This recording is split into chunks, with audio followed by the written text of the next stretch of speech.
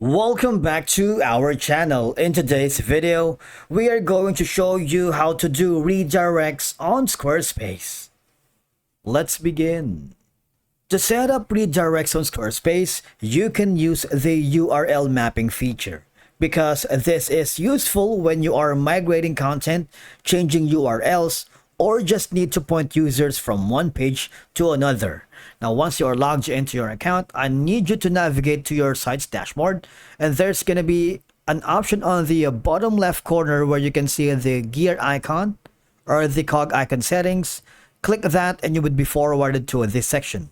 I want you to hover to where it says developer tools, because here we need to find the advanced setting called URL mappings. Now, in this section, we can create internal and external URL redirects. All right. Now, once you've done that, as you can see, you can add URL mapping. All right. So for this one, now from here, all you have to do is just follow the on-screen instructions. All right.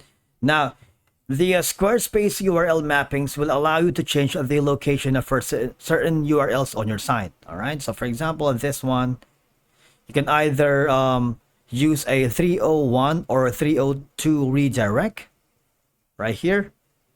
Now remember that URL changes can happen when you are rebranding, restructuring your site, or cleaning up URL slugs. Setting up 301 redirects ensures that any SEO equity like backlinks, page authority from the old URL is passed to the new URL, helping you, of course, maintain your search engine rankings.